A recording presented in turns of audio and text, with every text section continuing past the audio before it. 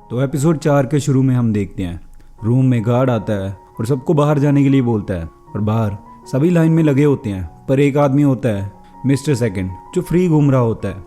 Guards भी उसे कुछ नहीं कहते, वो उसे ऐसे इग्नोर करते हैं जैसे वो वहां पर हो ही ना। नेक्स्ट सीन में हम देखते हैं सब लोग कैंटीन में खाना खा रहे होते हैं। तभी वो बूढ़ा आदमी बोलता है, जरा मिस्टर सेकंड की तरफ देखो। उसके ठीक सामने बैठा आदमी अभी उसे चुनौती देगा। तुम्हारे देश के नेशनल स्पोर्ट सुमो रेसलिंग का सबसे बड़ा चैंपियन था। जब उससे दिल भर गया तब मिक्स मार्शल आर्ट शुरू किया और उसमें भी चैंपियन बन गया।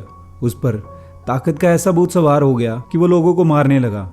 वो जापान या यूएस में आज तक एक भी मैच नहीं हारा, पर उसके जैसे इस जेल में कई कैदी हैं। तभी वो आदमी कहता है, मिस्टर सेकंड इसी नाम से बुलाते हैं ना? अगर तेरा नाम मिस्टर सेकंड है तो मेरा नाम तो मिस्टर फर्स्ट होना चाहिए। तभी वो आदमी टेबल पलट देता है। मिस्टर सेकंड बोलता है, अच्छा एक बात बता, मुझे हराकर तुझे क्या मिलेगा? वो आदमी कहता है, इन सब कैदियों के बीच आज़ाद रहना चाहता हूँ।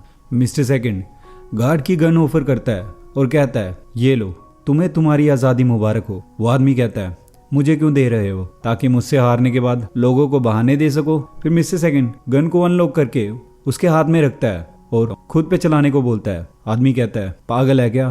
तभी मिस्टर सेकंड उसको लात मारता है और उसे गिरा देता है और कहता है, देखो सूमो तो मुझे नहीं आती, लेकिन अगर तुम्हारी ख्वाहिश है तो आखिरी समझ कर जरूर पूरा करूंगा।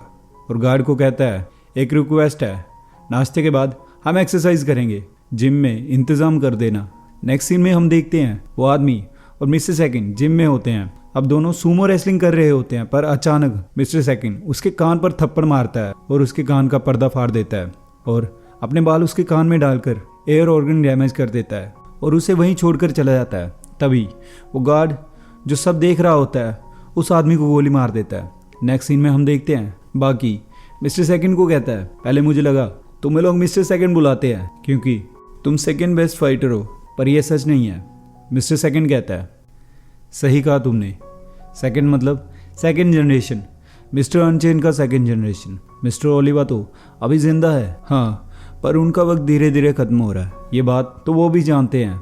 वो यहाँ जेल में आराम की जिंदगी जीते हैं। लोगों ने उन्हें नंबर 1 मानना भी बंद कर दिया है। चीजें हासिल करने के लिए वो बस अपनी ताकत का इस्तेमाल करते हैं। देखा जाए ओलिवा और बुश दोनों एक जैसे हैं, आखिर अमेरिकन जो ठहरे।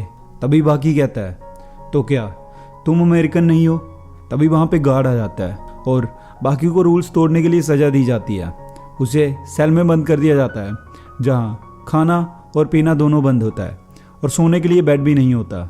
और अगली सीन में बाकी के पास वही बूढ़ा आदमी खाना लेकर आया होता है और उसको खाना खिलाता है और कहता है, तुमने पहले ही दिन उन लोगों से पंगा ले लिया। बाकी के पूछने पर वो बताता है, मिस्टर सेकंड एक प्रेसिडेंट है, एक ऐसे देश का जिसका नाम दुनिया में शायद ही किसी ने सुना हो। कुछ साल पहले तक साउथ अमेरिका के उस टापू पर कोई आता जाता नहीं था। सुना है वहाँ सिर्फ 20,000 लोग ही रहते हैं। उसका असली नाम जीन गवारू है। छोटी उम्र से ही घर वालों के हाथ से निकल गया था और चोरी चकारी मारपीट के कामों में पड़ गया था। पर इसकी कहानी थोड़ी अलग है। वो जहाँ चोरी करता था वो गली मोहल्ले नहीं थे, समुद्री जहाज थे। कहने का मतलब है वो एक पायरेट था। असली कहानी तो तब शुरू हुई जब वो 17 का हुआ।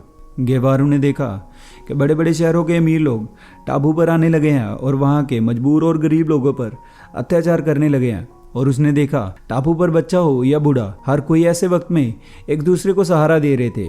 हालात अच्छे हो या बुरे, उन्होंने कभी एक दूसरे का साथ नहीं छोड़ा।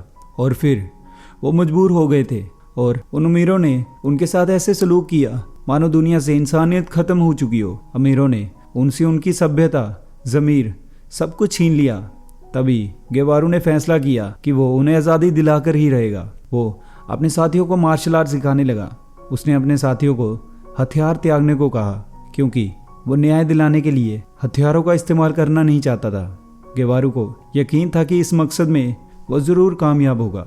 उसने उन्हें ऐसे ट्रेन किया कि वो किसी से भी लड़ सकते थे, चाहे कोई निहत्था आए या हथियार लेकर आए या बंदूक के साथ आए। ट्रेनिंग के वक्त भी कई लोगों ने अपनी जान गंवाई, पर ऐसा एक भी इंसान नहीं था जिसने हार मानी हो। गेवारू के इस मकसद को पूरा करने के लिए वो किसी भी हद तक जा सकते थे। आखिरकार गेवारू ने अपनी निशस्त्र सेना तैयार की, एक ऐसी सेना जिससे मौत का खौफ नहीं था। फिर एक दिन गेवारू ने आज़ादी का ऐलान कर दिया।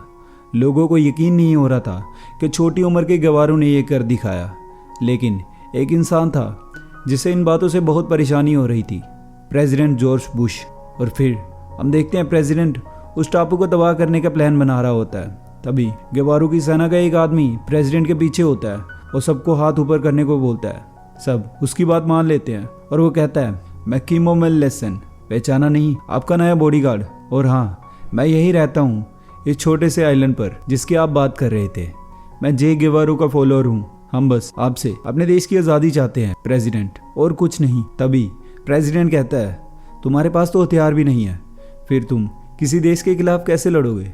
वो आदमी कहता है, अमेरिका में 50 राज्य हैं और हर राज्य में हमारे 2 आदमी हैं। अभी तक तो वो सब वहां अपना कदम जमा चुके होंगे। हमारा एक आदमी बिना किसी हथियार के आपका पूरा प्लेन हाईजैक कर सकता है या फिर पूरा न्यूक्लियर पावर प्लांट भी हिला सकता है, जैसे आज मैं आपको हिलाने वाला हूँ। तभी वो आदमी प्रोजेक्टर ऑन करता है जिसमें गेवारो बोलता है, मेरे ख्याल से अब तो आपका जोश ठंडा पड़ गया होगा मिस्टर प्रेसिडेंट। वैसे ठंड से याद आया, कैलिफोर्निया में भी काफ़ी ठंडी हवाएं चल रही हैं, पर घबराइए मत, यहाँ पे सब सही है। मैं महान प्रेसिडेंट जॉर्ज बुश के घर के बाहर हूँ, पर वो बेचारे तो अपने घर से दूर देश की सेवा में लगे हैं। तो दोस्तों, ये था प्रेसिडेंट बुश का घर। दूसरों का घर उजाड़ते उजाड़ते हम ये भूल जाते हैं कि हमारा भी एक परिवार है। खैर, देर से ही सही, बात समझ में आ गई, जल्द ही मिलते हैं। तभी गेवारो का आदमी प्रोजेक्टर बंद करके बोलता है, आपको बता दूं, आप उन्हें लाइव देख रहे थे। अब तो आपको हमारी शक्तियों का अंदाजा हो गया होगा। आप हमारे लोगों की सुरक्षा का ध्यान रखिए और हम आपकी सुरक्षा का ध्यान रखेंगे। आराम से सोचिए। और नेक्स्ट सीन में वो बूढ़ा आदमी कह रहा होता है, और इस तरह गेवारो ने नामुमकिन को मुमकिन कर दिखाया। तभी बाकी कहता है, समझ नहीं आ रहा, पूरे देश को आज़ाद करने के बाद वो जेल तक कैसे पहुंचा? बूढ़ा आदमी कहता है, वैसे ही जैसे तुम पहुंचे।